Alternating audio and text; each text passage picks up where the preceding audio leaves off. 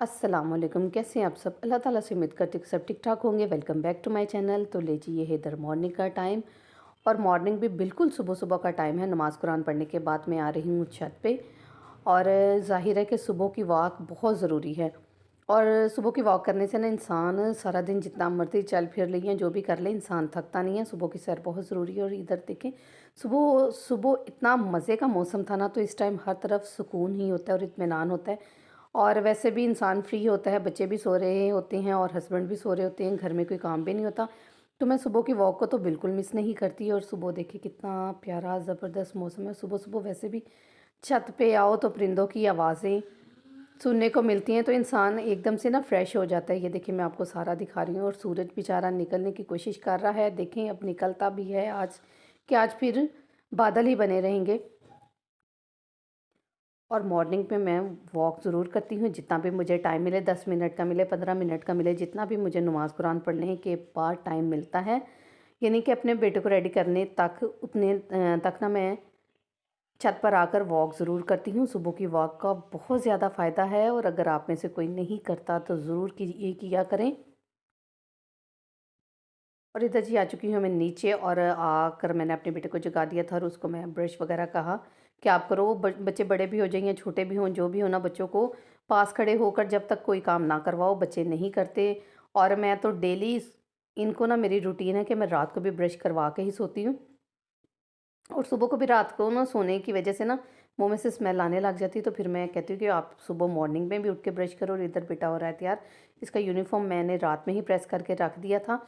और आज के व्लॉग में मैं आपके साथ अपने फुल डे की रूटीन को शेयर करूँगी, जिससे आपको कोई ना कोई किचन से रिलेटेड हेल्प मिलेगी या घर की क्लीनिंग से या घर की डेकोरेशन के हवाले से कोई ना कोई टिप ज़रूर मिलेगी। तो आपने वीडियो को बिल्कुल स्किप नहीं करना, आपने लास्ट तक व्लॉग को देखना है और देखो, मुझे कमेंट बॉक्स में कमेंट करके ज़रूर बताना है कि मेरी फुल डे की रूटीन आपको कैसी लगी। और अब ये इधर बना लूँगी मैं बेटे के लिए नाश्ता। और आज उसने लंच नहीं लेके जाना था, तो उसने मुझे बोला था, मामा जी मुझे घर में ही ब्रेड अंडा बना दे। और उसको नाश्ता करवाने के बाद मैंने भेज दिया स्कूल। और इधर जी आ चुकी है मेरी बारी भी नाश्ते की। मैंने हस्बैंड को भी बना कर दे दिया और ये आपको कप नज़र आ रहे होंगे चाय के। और साथ मैंने अपना भी नाश्ता रख लिया। मैंने कहा चलें, हस्बैंड के साथ ही बैठ के कर लिया जाए नाश्ता, फिर जैसे ही वो निकलेंगे घर फ्री हो जाएगा, फिर जल्दी जल्दी कर लेंगे हम घर के काम। और इधर जी देखिए, ये है दोपहर का टाइम और आज ना मुझे कुछ इतना दिल नहीं कर रहा था खाना बनाने में, तो मैंने कहा चले ना कुछ डिफरेंट सा किया जाए, ट्राई। और आज ना मैं क्रिस्पी से तवा आलू बनाऊंगी।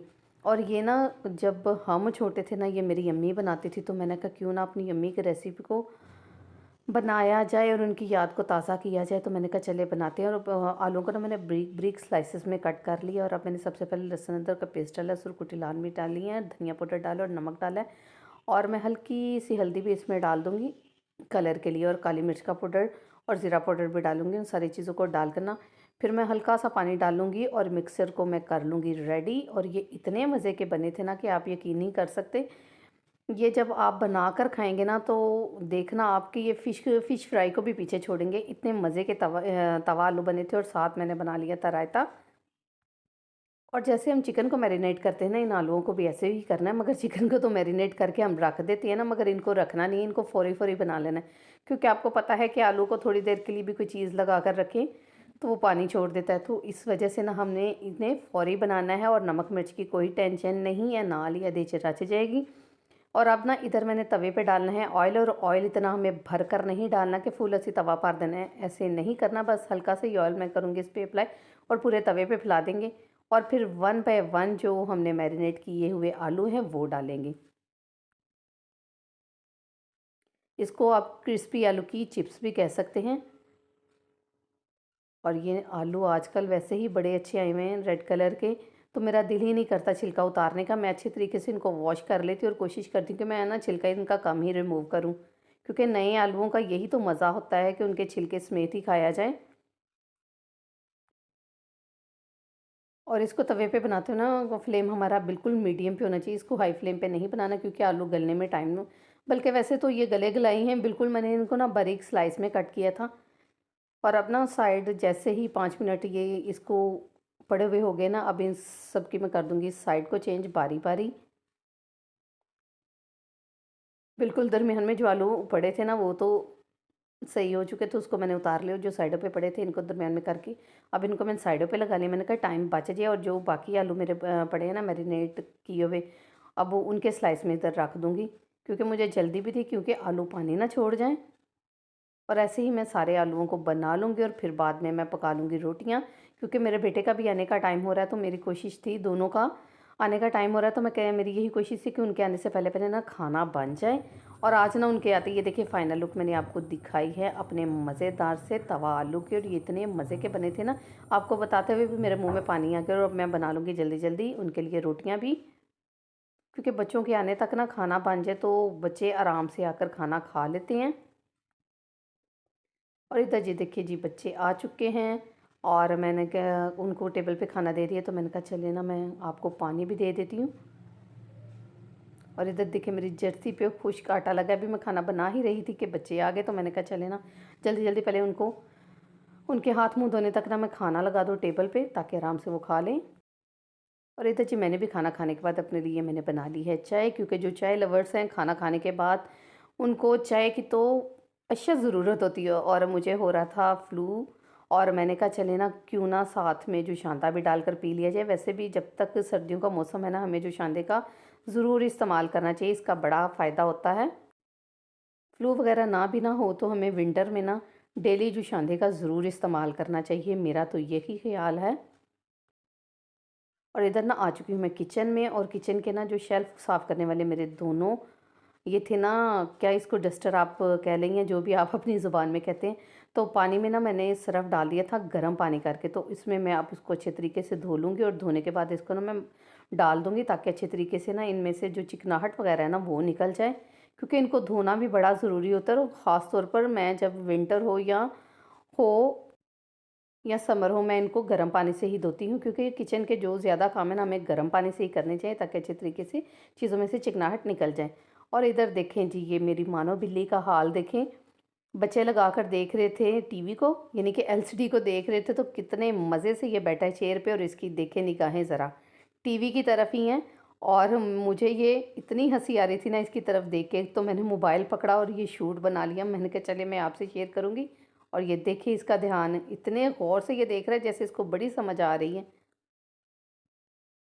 और इधर जी हो रहा है तकरीबन 6 से 7 बजे का टाइम, और मुझे बनाने थे, ये मेरे पास ना थोड़े से ड्रम स्टिक पड़े हुए थे, तो मैंने कहा क्यों ना इसका चिकन पकोड़ा बना लिया जाए। मेरा खुद भी दिल कर रहा था कुछ स्पाइसी सा खाने को, तो मैंने कहा चलिए ना थोड़े से इसको आज डिफरेंट स्टाइल से बनाते हैं। तो इसमें मैंने मैदा डाला है, 2 जो टेबल स्पून मैं मैदे के डालूँगी, और 2 टेबल स्पून ही मैं इसमें डालूँगी बेसन के। और डालने के बाद फिर लहसुन अदरक का पेस्ट डालेंगे, सुरकुटी लाल मिर्च डालूँगी, ज़ीरा पाउडर डालूँगी, काली मिर्च का पाउडर डालूँगी, और सुरकुटी लाल मिर्च डालूँगी। और अगर आपके पास हरा धनिया, पुदीना जो भी हो वो भी डाल लें, क्योंकि पकोड़ों में तो उन चीज़ों का बड़ा ही अपना एक अलग टेस्ट आता है। और अब हल्का-सा पानी डालकर इन सारी चीज़ों को मैं कर लूँगी अच्छे तरीके से मिक्स। यानी कि इन्हूं असीं मैरीनेट करना है, तो तकरीबन 6 तो 7 वजे का टाइम है, तो मैं 1 घंटा इहनूं मैरीनेट कर लैंदे आ, तो फिर बाद विचों बना के बच्चियां नूं दे दांगे। और इधर मैरीनेट कर लूँगी मैं इसको अच्छे तरीके से, फिर इसको कवर करके ना मैं रख दूँगी 1 घंटे के लिए। और इधर जी देखिए 1 घंटा हो चुका है, और अब मैंने ऑयल को पहले से प्रीहीट होने के लिए रख दिया था। और आपने इनको ना फ्राई करते हुए इस बात का ख़ास ध्यान रखना है कि फ्लेम हमारा मीडियम पे ही हो, और ऑयल जब आप इसको इसमें ड्रम स्टिक को डालें ना, तो ऑयल हमारा ज़्यादा हीट अप ना हो। उससे ये होगा कि ऊपर ऊपर से तो ये ब्राउन हो जाएगा, मगर अंदर से ना हमारे ये ड्रम स्टिक जो है ना वो कच्चे रहेंगे। तो इसके लिए ना हमें बिल्कुल हौसले नाल तहम्मुल नाल इन्हूं फ्राई करना पेगा।